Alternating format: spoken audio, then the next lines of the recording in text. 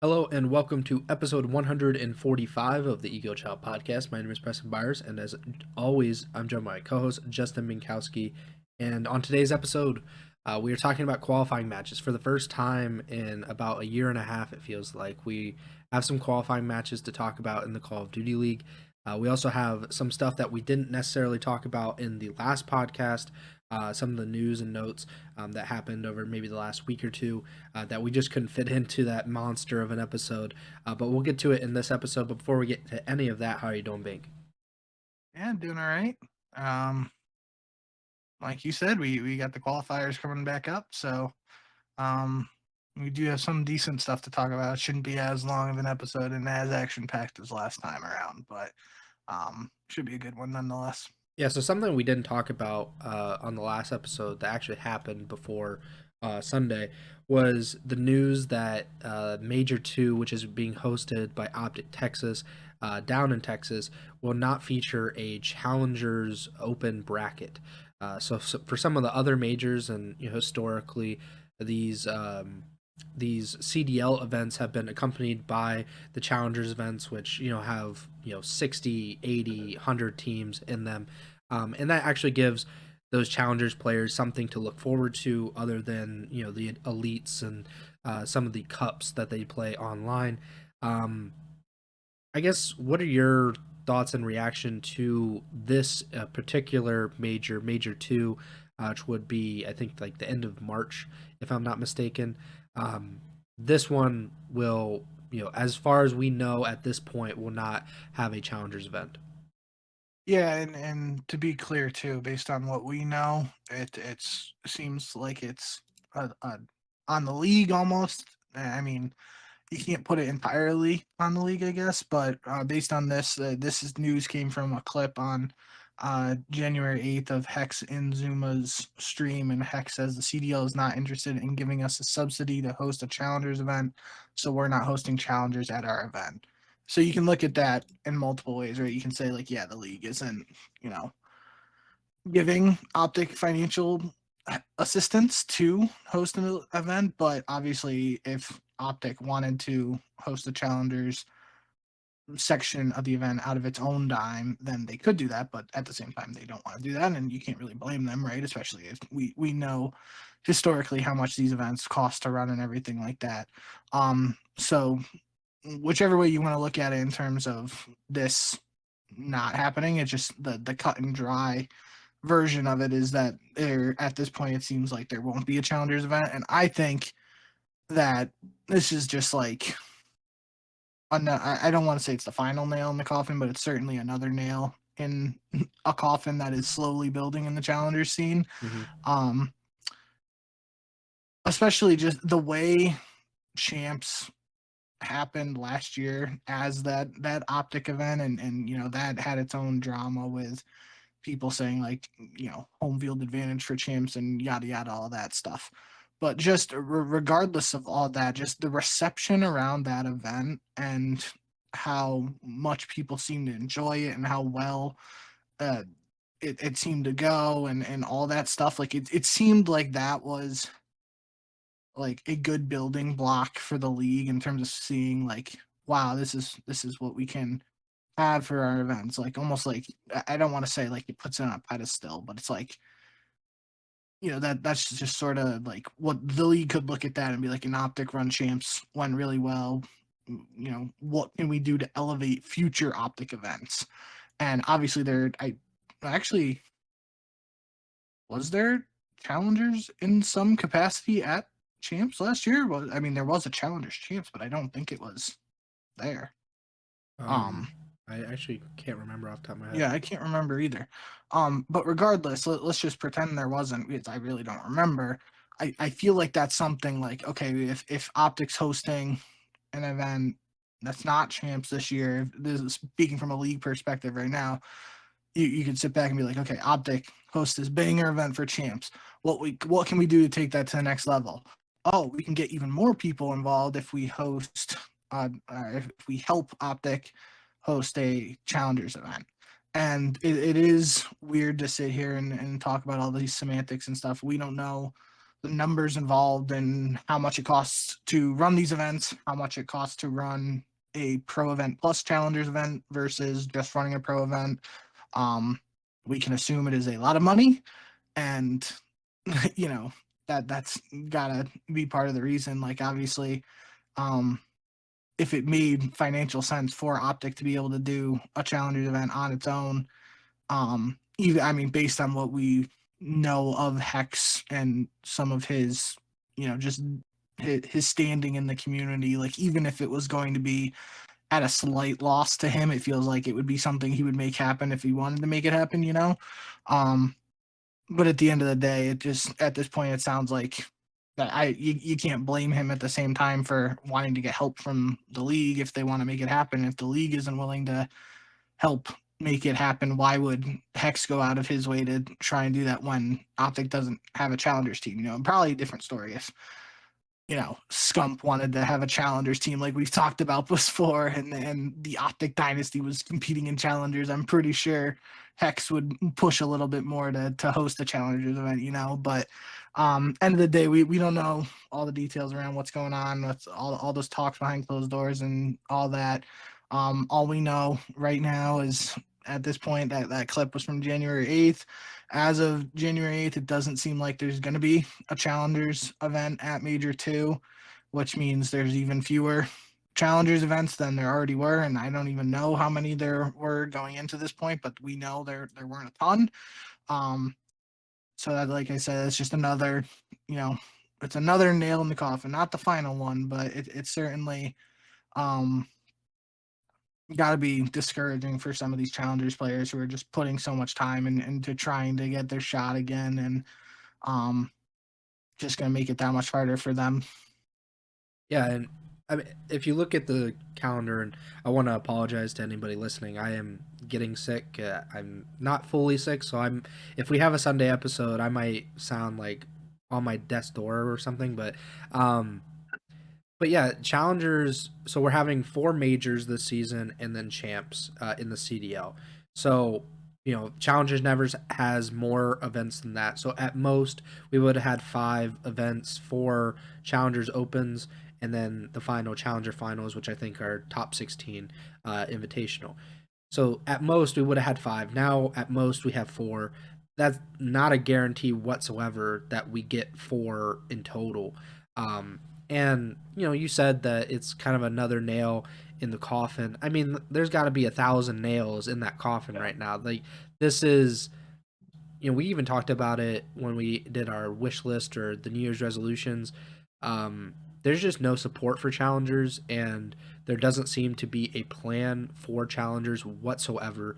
I haven't seen anything from the CDL. I haven't really seen anything from the community as a whole as a legitimate plan for how challengers should operate moving forward, because it's gotten worse and worse and worse. And not talking about the talent, I think the talent has improved by and large, and we still see a lot of great challengers players come into the CDL and make an impact, but the infrastructure and the support for the challenger scene has decreased year over year. And it wasn't great to begin with. So it just seems like eventually we're going to get to the point. I don't want this to happen, but I think it's an inevitability at this point that the CDL or Activision or Microsoft just says, screw it. Like, we're not going to support a path to pro scene at all. There's going to be a different, it's not under our umbrella. Like, if anybody wants to kind of create their own path to pro or their own minor leagues of sort, then they can do that. But Microsoft is not going to have anything to do with that. And I think that is the way it will be eventually. I don't know how quickly that will happen, but it is let's just say it, like, it's a burden for Microsoft. It's a burden for the CDL. They don't want to do anything with it. They don't do anything more than they have to. And they don't really have to do much to begin with, because who's going to hold them accountable and tell them, no, you need to have a Challengers Open for the Optic Texas event? You need to have all of these events for every major, and you need to really support it online and in terms of viewership and making sure that eyeballs are put onto this product. They don't do any of that, which, it sucks because I forget who said it, but it's been said quite a bit across the community. The next era of CDL players are in challengers for the most part. Of course, there are players that are 18 and they turn 18 and then they're automatically in the CDL, so they don't technically get to play in any of those challengers events. But if you look across the CDL, a lot, I would guess the majority of them have been in challengers at one point in time, or the equivalent, I guess, if you're older than you started before 2020, but like you were in that minor league and moved your way up to the major leagues. And I think it sucks, especially considering there was no real challenger scene for a while. It was just all connected to the pro scene. Like you would have these major the MLG events where there's, I don't know how many teams there were, like 120 at some point, and these massive open brackets, and you got to, if you were no name and you didn't have any money, you never made anything in Call of Duty, you could go and you could beat a bunch of teams, and then you could be considered pro, and you could be a part of the elite group in COD esports. And then that's just not a thing that happens anymore. Like you really can only get scouted and discovered if you're scrimming pro teams now. Like I don't think that there's any other way, for the most part, that people can get discovered in a meaningful way. And maybe I'm wrong about that, but it doesn't seem like we have a real good system. And I think if you look at any professional sports league, they are all very serious about their minor league system, or whatever the equivalent it is. Like the NFL has college football, like something they don't have to deal with. Like it's a completely separate thing, but they sure use the hell out of it. The NBA has college basketball, but even they were like, we need something else, like a buffer in between. So they have the G League. Obviously, you're a huge baseball fan. MLB has the most extensive minor league system of any American sports league. And it works for them. It certainly works, and it's not profitable all the time. We've seen that with minor league baseball and the restructuring that's happened over the last few years. But it's necessary to have. It's a necessary evil. It's a necessary burden, and it's a necessary cost for a legitimate esports league like the CDL. They have to have those minor leagues. Yeah, and while you were just talking there, I was trying to look to just for more transparency. I mean, most longtime listeners of the Ego Chall Podcast know we definitely don't focus on challengers. There were definitely previous years where I myself, I won't speak for Preston, but I get a pretty good sense that, in previous years, Preston and I both knew a little bit more about challengers than, some people or your average CDL fan. But I would say in recent years, that's definitely not true for either of us. As the years have gone on, we haven't kept up with challengers as much as in previous years. And I'm trying to look right now. I can't even find a schedule, and I don't even know if there's a challengers event at Major One in Madrid. So like this might not even be exclusive to just this Major Two thing. That this what if the CDL is saying like they're not going to be helping these franchises host a challengers event in any of the majors this year? Then is there no challengers lands? Like I'm trying to find this information. I can't seem to find like anything on the actual schedule outside of the elites.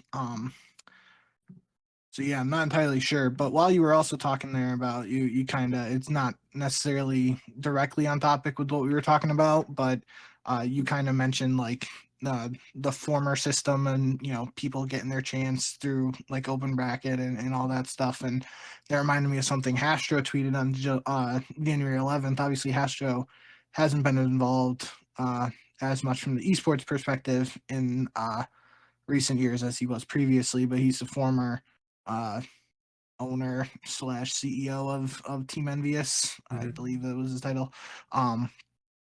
Well, on Jan 11th, he tweeted, "Without the MLG Pro Circuit, competitive Halo and Call of Duty are fragments of what they once were.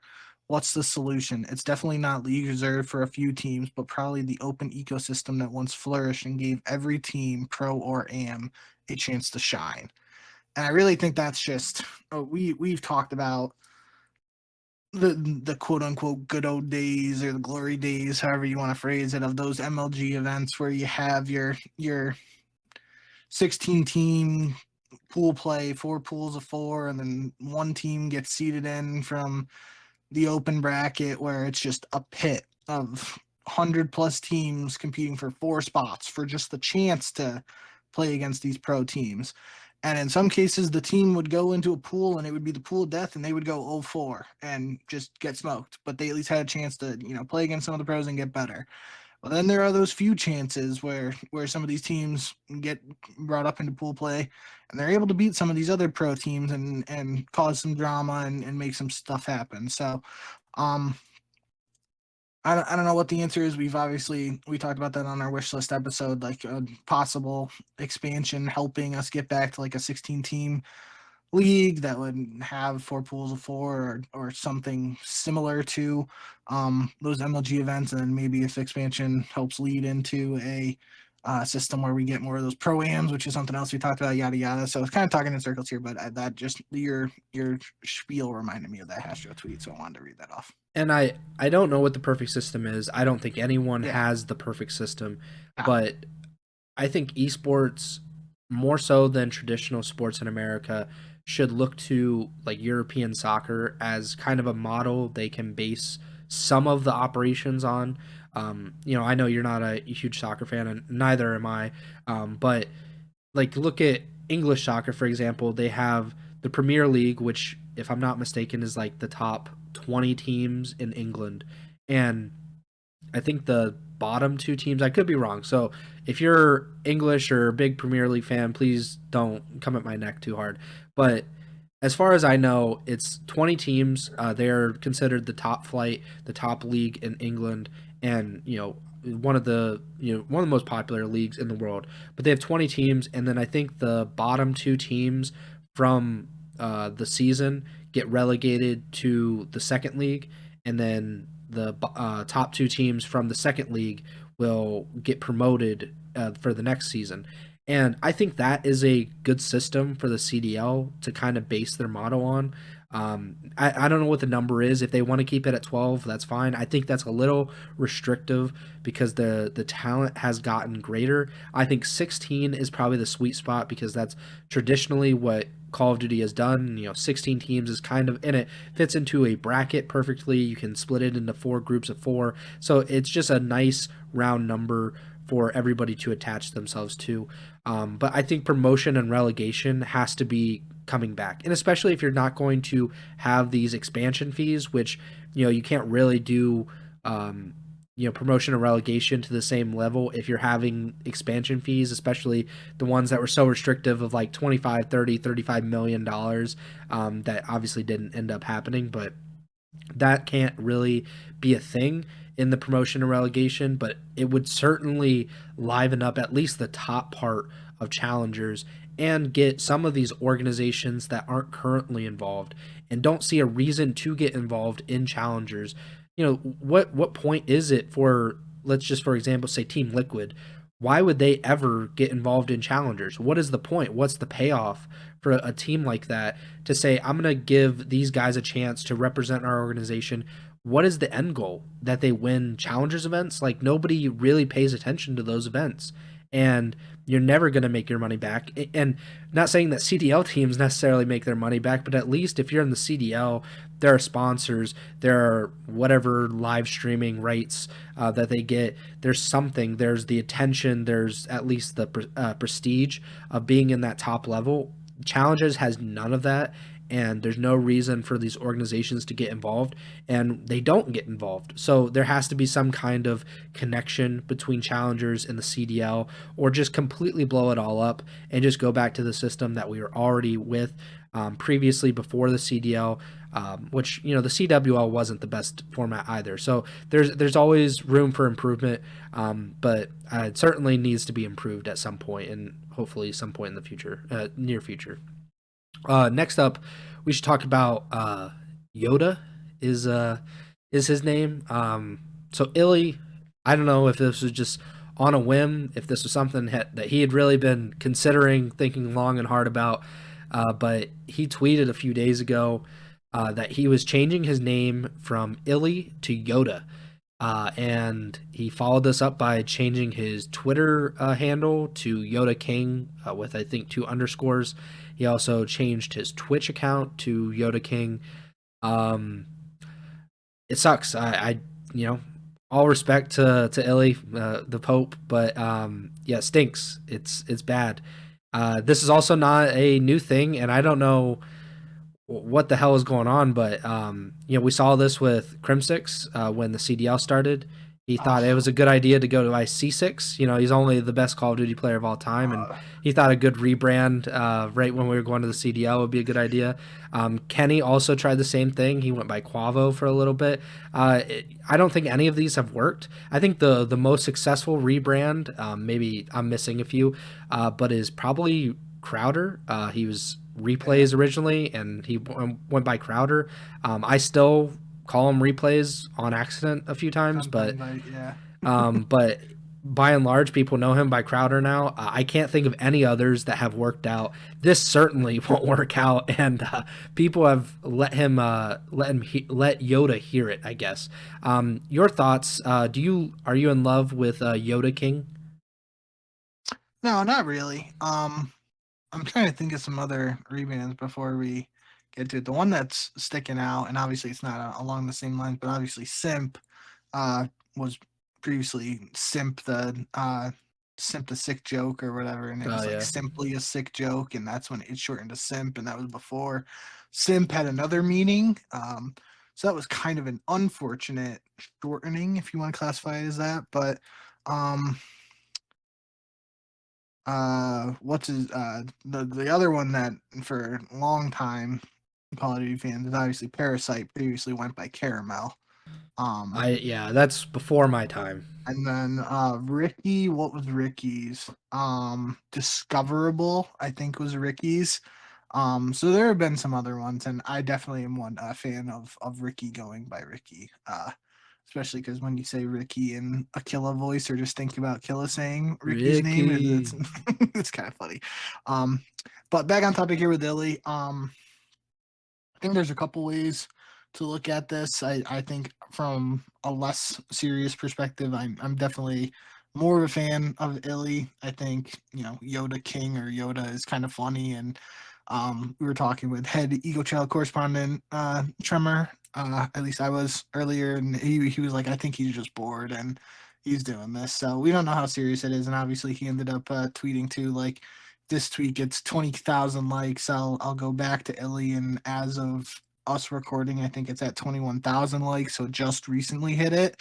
Let me see if he's live in my followings. I don't see him. He wasn't before we went live. Yeah. So maybe we'll see iLLeY go back to iLLeY tomorrow officially, or maybe not. Maybe he'll stick with this. But on a more serious note, I do think even if YoDa isn't necessarily the answer, it wouldn't be the craziest thing for me if iLLeY did seriously want to decide to go for a rebrand, or just try and switch things up. You know, kind of just like from a narrative perspective, I guess, thinking about what happened over the past year, all the rumors and everything like that. If he wanted to just put that behind him and get a fresh start with a new name, like, that's not the craziest idea I've ever heard in the esports landscape. So would be interesting from a, you know, legacy standpoint, just from the name alone, though. That name iLLeY is, I mean, it's a cool name, and obviously he won a Call of Duty World Championship with that name, but at the same time, you're talking about Crowder, right? Crowder won his World Championship as Replays, but now he's won one, or does he have two? No, he's only got one as Crowder. So yeah, I mean, it's been done before, but yeah, overall, not a huge fan of the name change in general. I like iLLeY more, but if this is serious and is something iLLeY is deciding to go with moving forward, it's not the craziest idea for me that he wants, like, a quote unquote clean slate or a fresh start. Yeah, I was really trying to think of more people that have changed their names, and there's just not many. I mean, they, like, they're shortening and, like, kind of different alterations. Like Scump used to go by Scumper Jumper and that kind of stuff, but like that's, Lumpus. yeah. So there's not really a great precedent of guys changing their name and figuring it out and being successful after it. Completely different situation. I don't want to compare these two, but when you were talking about how like iLLeY wants like a clean slate, it's kind of like Kobe going from 8 to 24. Like they're Right. kind of, there's like a definite demarcation line for Kobe's career before and after. So I mean, it could be something like that. I think he should just go by iLLeY or Ender. Obviously, that's his real names. Like those are the things that people know him by. Yeah. But we'll see. It's really not the biggest deal either way, really. Nah, and that's at the end of the day. I mean, you brought up the Crim 6 and C6 thing, and that was like, I really didn't think that was like a serious thing. And I remember even because when we were talking about like writing and editing articles back then for that, I'm like, we're still writing out Crim 6. Like, I don't know if he's just shortening it. I'm pretty sure it came out too, like maybe he said it on the flake or something. He wanted to do it so that it like shortened the name that appeared above his character's in-game model, so like it was less for them to see, because obviously that's only 2 characters as opposed to 7 in Crim 6. I could just be tripping and not remembering that correctly, but I'm pretty sure I remember hearing something along those lines. But regardless, I think similar to the Crim 6/C6 thing, I think even if iLLeY does change his name officially moving forward, there are still going to be a majority of longtime fans who would refer to him as iLLeY and Ender, like you said. Yeah. I think that's just the thing that happens. Really, there's just no way to get that out of people's brain. Like if Parasite, for whatever reason, wanted to change his name to something, people are still going to call him Parasite, or they're going to call him Haggy. There's no other. There's literally no other names that they would call him by. Another thing, this isn't actually like old news. This is actually as current as it gets. Something that's happening right now is Kaysan is hosting a $4,000 S&D 8s on his Twitch channel. So every pro put up $250, and it's all these CDL pros, Abizi, Draza, Scrappy, Hydra, etc. The Optic guys put up $250 each, $4,000, and I think so. You put in the notes that it was Kenny, Shotzi, Ghosty, and Envoy versus Draza, Abizi, Kismet, and Hook in the finals. So obviously, by the time that you're listening to this, the podcast, if you were wanting to watch it, you can probably go back on Kaysen's stream and watch it. It'll be over by the time you listen to it. But this is this kind of stuff that we talked about pretty recently. This is the stuff that the CDL should be doing, and I'm not saying they need to ice Kaysen out. Like say, hey Kaysen, would you like to host this for us? And like, we can throw you a few dollars or something along those lines. Like we just want to be involved in this or put it on our channel so people can watch it. But yeah, I think this is something the CDL should be taking note of and hopefully get involved in the future. Dude, I don't even like. Obviously, I just saw this is going on right now, as of 12:40 Eastern on January 16th.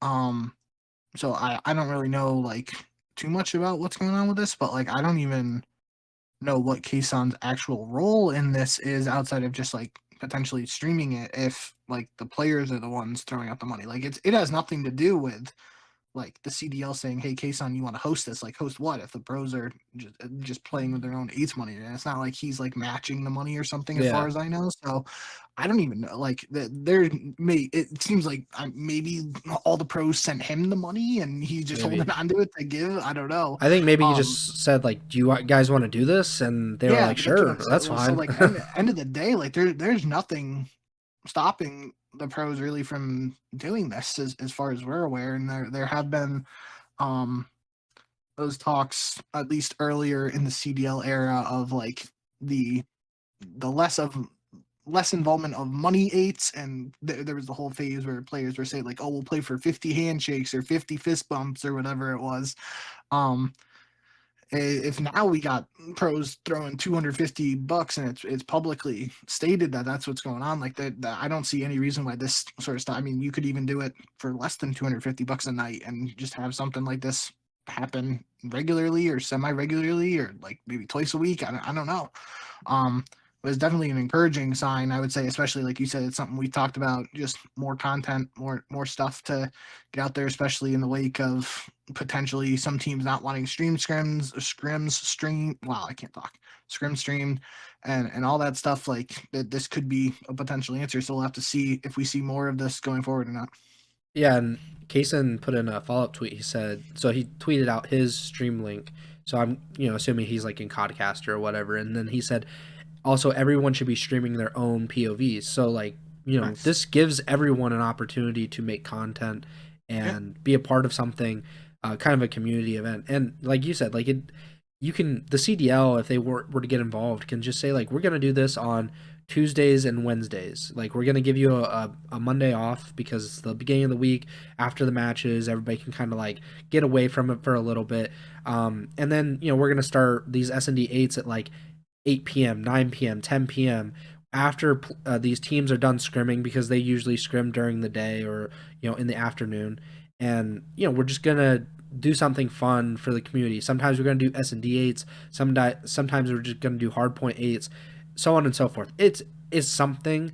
And like you said, like the CDL, like I think it would be nice to get Kaysen involved because he's been part of, like he did the tournament before the CDL season started. He's doing this, so he's making an effort to kind of be a community member that's doing these things. So it would be cool if like they got him and like Zuma or Scump or anybody involved. Like, do you guys want to host this? Do you guys want to just be involved somehow? I think that would be something to strive for the CDL, and hopefully it happens. We'll see, but it's nice that they're not punishing these guys, at least for the moment. I guess we could wait and see if people get fined tomorrow morning for this, but it seems like the CDL is relaxing their rules about money 8s and like kind of the betting aspect of it, even though like it's all kind of betting in a way because you're playing competitive Call of Duty online. Like it's a calculated bet in the end of the day. I'm just gonna read the Kaysan tweet because I didn't read the full thing, admittedly, and it kind of goes a little more in depth of what we were just saying too. So his tweet from January 14th: S&D 8 Pro Tournament winner takes all tomorrow night, 9 p.m. Eastern. So it started around 4-ish hours ago at the time of recording. Each pro is putting up 250. Some may raise the stakes, so that's where maybe that's like the fine line where it gets in. You can get away with it, and you could say, oh, we weren't playing for money, and maybe that's how they skirt some of this. But then next line, going to try and get these going every Wednesday. I'll be on Codcaster and I'll run an ad-free stream for you guys.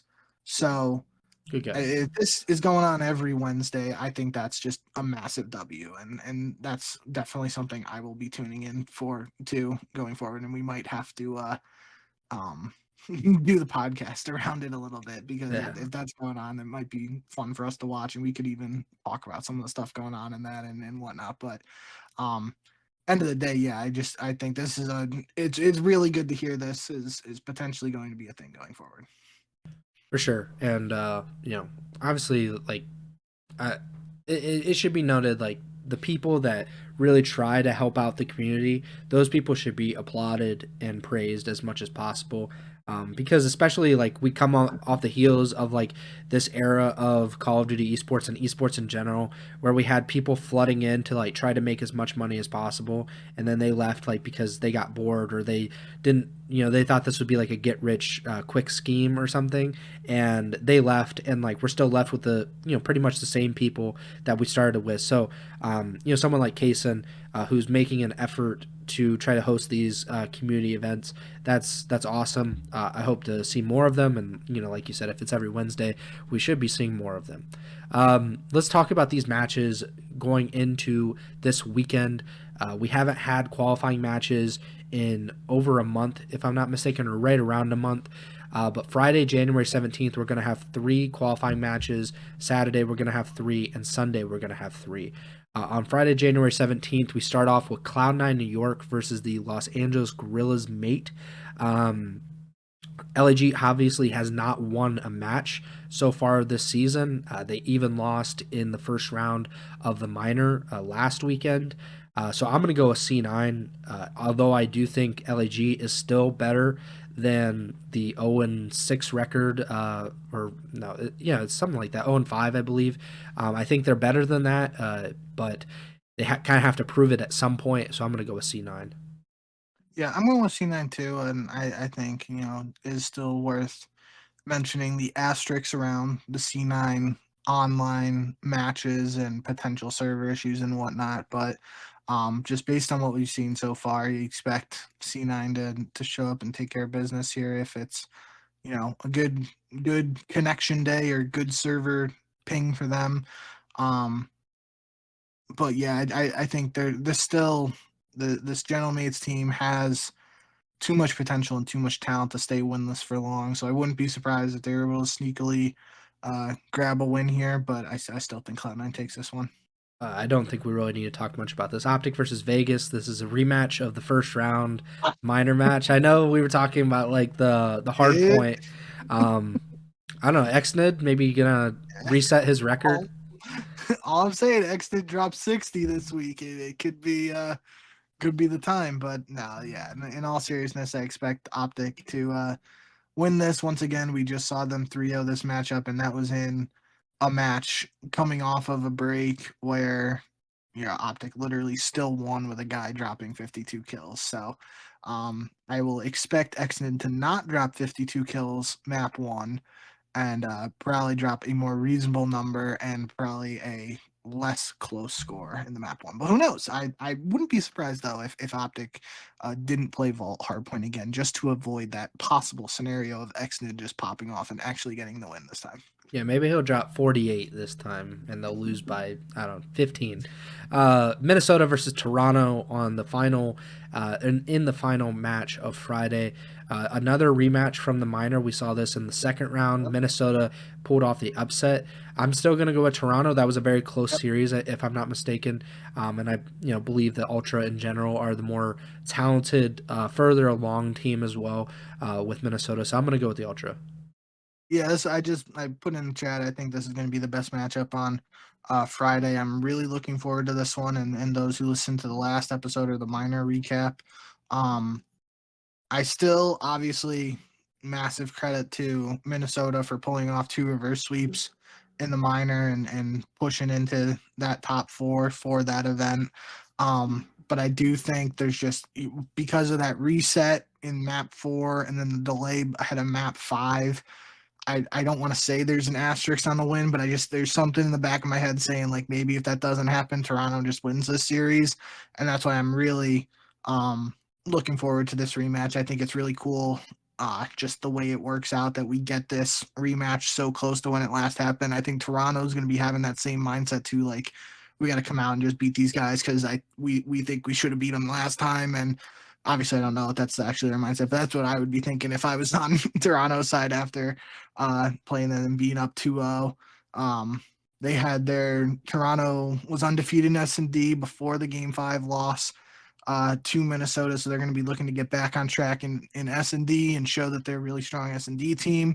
And I think Toronto takes this one this time around, but I'm really excited to just see this match nonetheless. I think that C9 LAG is probably the most interesting matchup for me, at least on day one, because LAG, they need to get their first win at some point. I think they've lost 3 Game 5s now of the 5 matches they've played, and one at least was around 11 as well. C9, like you mentioned, who knows what happens with the online stuff, if that's going to play a factor. They've looked up and down. They got reverse swept a few weeks ago, or a month ago now, by Carolina. I think that was the first reverse sweep of the season. So like there's some holes in C9's game. There's obviously holes in LAG's if they're 0-5 or 0-4 in the qualifying matches and 0-5 in total. So that's my most interesting matchup, but I'm also biased. I just have a lot of faith in LAG, and they just at some point are going to need to prove it if I'm going to keep believing them and believing in them, I guess. Saturday, January 18th, first matchup, Vancouver versus Vegas. Both of us are most likely going to go with the Vancouver Surge.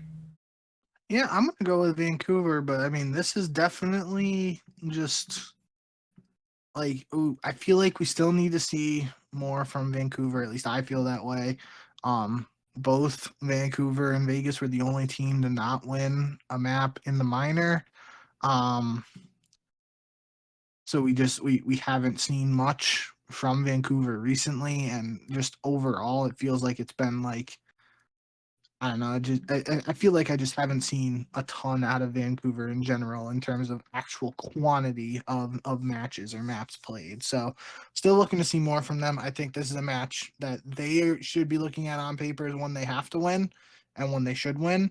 But I also think at the same time Vegas is looking at this one as a winnable match for them, right? In a field of other matches or a sea of matches that haven't felt winnable or looked winnable on paper.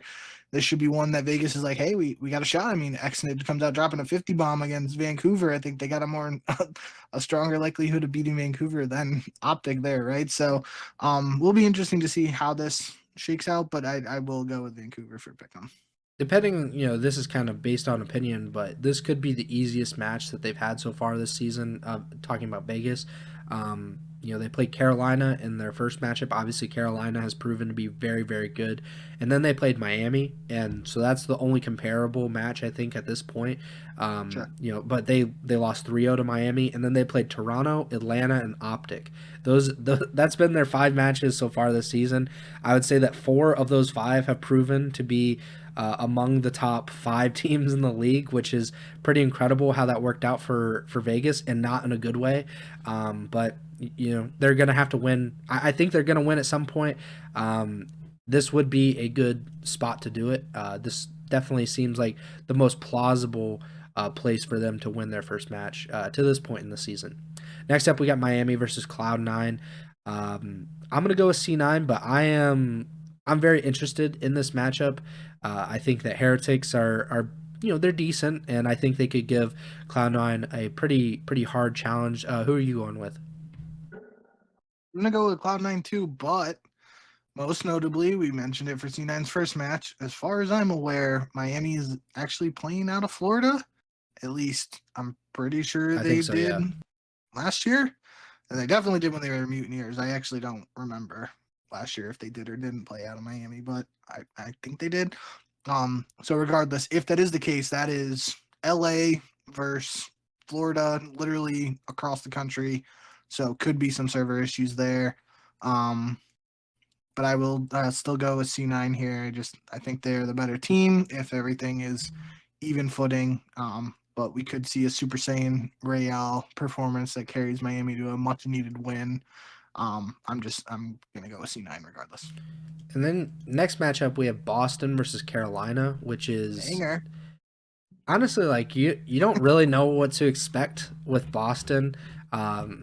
I mean, they have gone to Game 5 still. They are still on their streak. They've gone to Game 5 in every single series, including the minor that they lost to Optic Texas in Game 5.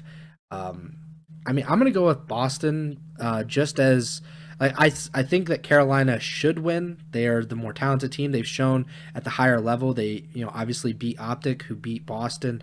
They beat C9 New York at the minor. They're undefeated in these qualifying matches.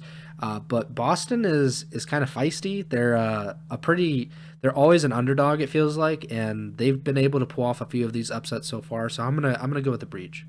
Are you locking that in? Final answer?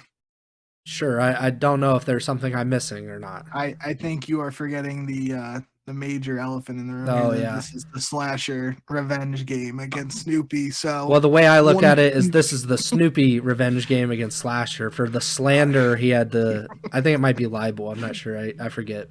yeah. But yeah, give me Carolina and give me Slasher to drop a 1.8 KD and have the nastiest tweet on the timeline after the dub. Snoopy should shoot Slasher's body and then tweet after the game is like, I don't even know what map we played. I was lost. Sunday, January 19th, starting off with Toronto versus LAG. Gonna go with the Ultra. They're one of the better teams. LAG hasn't proven it yet. Yep, same. LAT versus Optic, the HBR Classic. Nade shot. He's cracking the Yeah. whip, so to speak, on his boys. They haven't gotten off the game since Sunday night. I feel like they might fatigue out because of that. Like that's a lot of Call of Duty to be playing. Um, I'll go with LAT, but this is one of the most exciting matches at this, especially because of Nade Yep. Shot's comments and the way that LAT lost their first match this season, even though it doesn't count toward the standings or anything. But the fact that we saw some vulnerability from the Thieves last weekend, Optic, we saw some vulnerability. We've seen it a few times at this point in this season. I just think it's really, really exciting to watch these two. But I'm going to go with the Thieves. Yeah, really excited for this match, and I really did go back and forth internally a little bit on who I wanted to pick here. I did come close to picking Optic, but I'm just going to stick with my gut and go with LAT. I think this is going to be a good match nonetheless, but I think the fact right now that I could see it going either way and I was debating it just speaks a little bit to the current state of LAT and obviously just how highly we thought of LAT coming into the season. And then it's just crazy how one loss in the minor to a good team in phase who, even if they weren't playing well Mm-hmm. before the minor, like still super talented team. It's crazy how one small loss like that can just shift everything. And I don't think it's, again, major red flag or anything, but I think it was like first blood, right? It just showed LAT is vulnerable. Like we're saying, like Vegas can and will eventually win a match. Like not every team is unbeatable. That's undefeated right now, and they're gonna lose eventually, even if they're as good as LAT.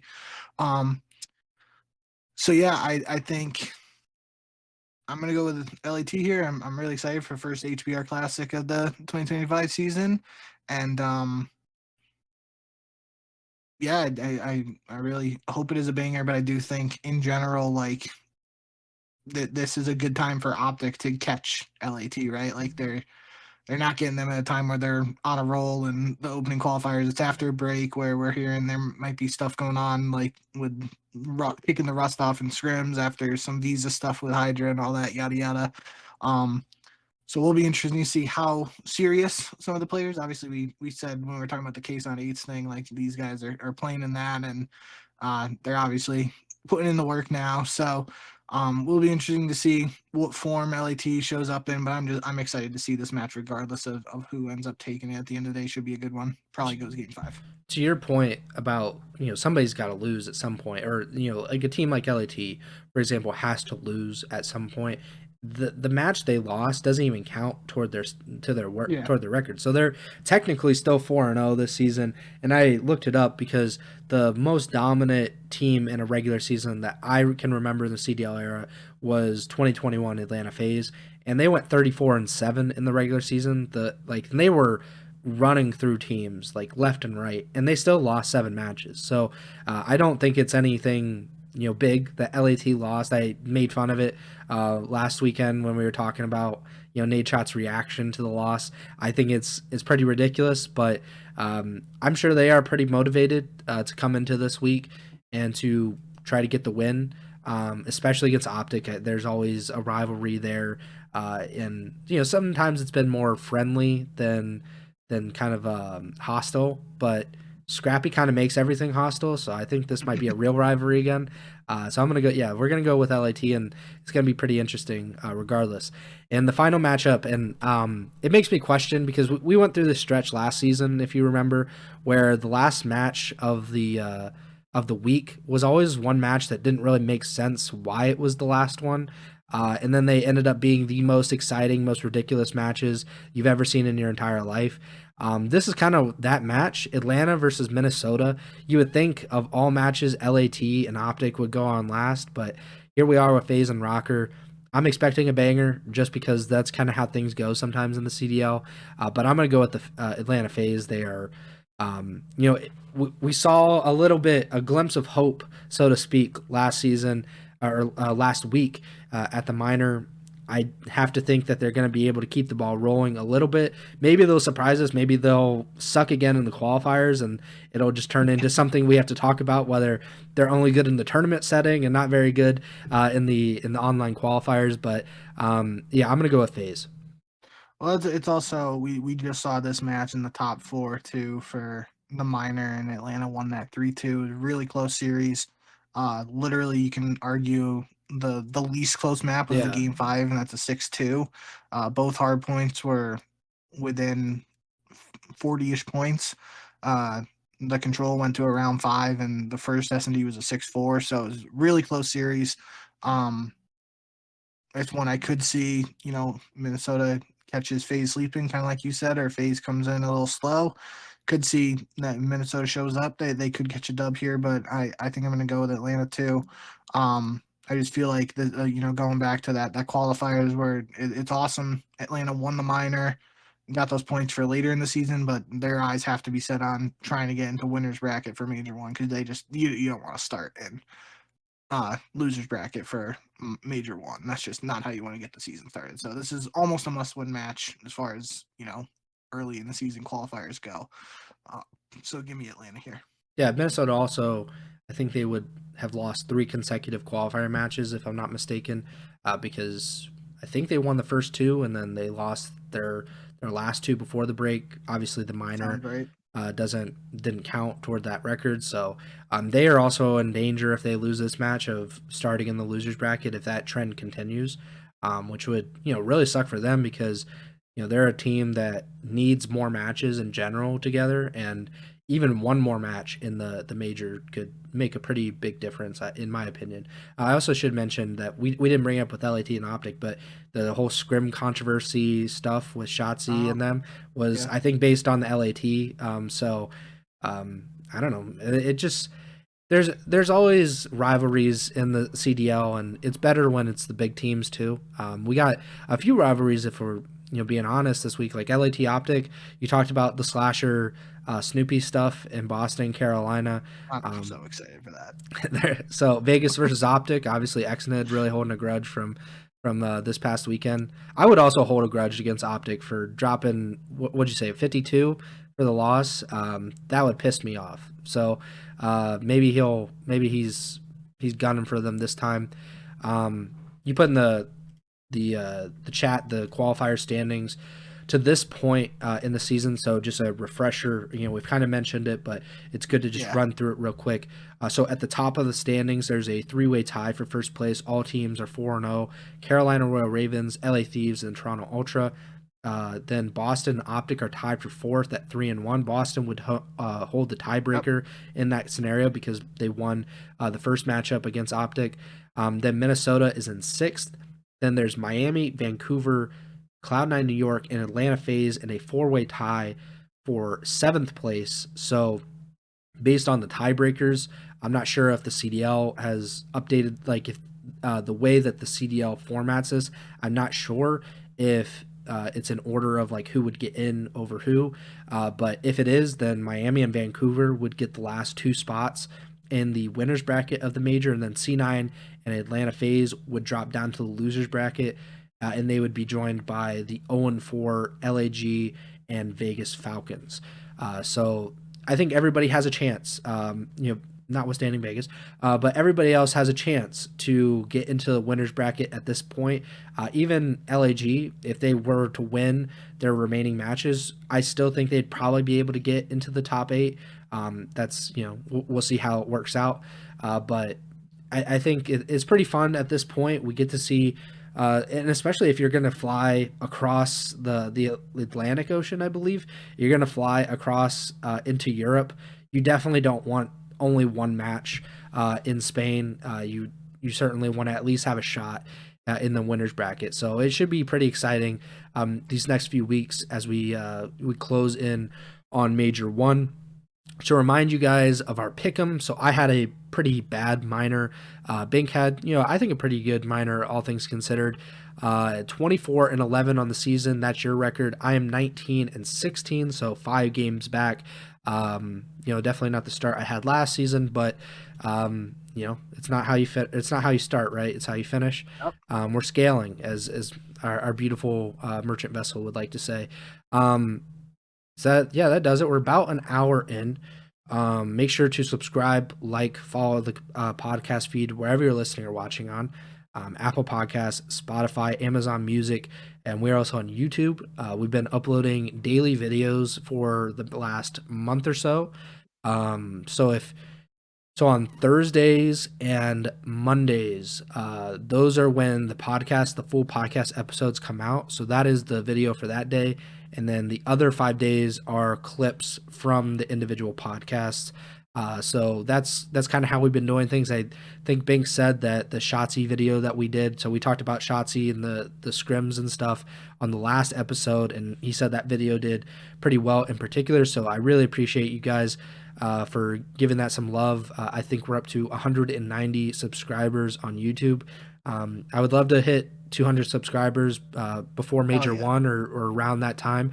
And at the rate we've been growing, I think that is a realistic goal at this point. You can follow us on Twitter at jbink with 2Ks, at Pres Byers. Podcast Twitter is at Ego Chall Podcast. And Bink, I believe, has been streaming on Twitch for the last week or so. Is that jbink with 2Ks as well? Yep. So that's twitch.tv/jbink with 2Ks. He's been streaming, I believe, League of Legends on his stream. So if you want to tune into that, please do so. We will be back on Sunday, January 19th, to kind of talk about all of these matches from this week of the qualifiers, kind of wrap up the week, talk about any news and notes that have happened from Wednesday night, or I guess early Thursday morning as we're recording this, and Sunday evening. And we look forward to seeing you there, or you seeing us here, I guess is the way to put that. But we really appreciate your support, and we hope that you guys continue to come back and listen or watch, and continue to support us however you can. So that does it for me. Bink, take it away. Yeah, thank you guys, especially for all the support. Shout out Preston again for all his hard work with the YouTube channel, daily videos. It's awesome to see all the success those videos are having and translate into some solid viewership on the streams and whatnot, especially YouTube. We got VVS Wealth again in the chat. Shout out, man. That's 2 streams in a row. I've seen your name, so thanks for supporting us in the YouTube stream and all that good stuff. Yeah, like Preston said, I wasn't gonna bring it up on the podcast just because I can't stream Call of Duty right now, but I have started streaming League of Legends on my own Twitch just because I'm doing a challenge with one of our other buddies who used to work with a while ago to see who can play the most League of Legends games this year, because the new season started last Thursday for ranked play in League of Legends, and I'm off to a strong start right now, but I'm going to keep on seeing how long I can keep the streams up. So far, I haven't missed a day, but also a benefit of not having a job right now. So we'll see how long that lasts. But if anybody is looking for any League of Legends, low elo League of Legends gameplay to laugh at or watch in whatever fashion, come on over to twitch.tv/jbink, JBINKK. I'd appreciate any support there too. But more importantly, thank you for the support on this podcast, and I appreciate much more support here because this is much more important. And we're in the swing of things here. We got some matches coming up this weekend. Can't wait to break those all down for you. 2 more weeks of these online matches, then we finally get some land stuff, and that's going to be the real banger and interesting. That'll really get the ball rolling, because again, once we get to that land, we'll inevitably see some roster changes, most likely after the first event, with the big question looming around Pred, whether he will actually be returning after Major One or not. So a lot of stuff to look forward to coming up, and we will hopefully see you guys here along the journey just in general. But thank you guys so much, and can't wait to see you guys, and hopefully it'll be a good one. So as always, remember to send the chow.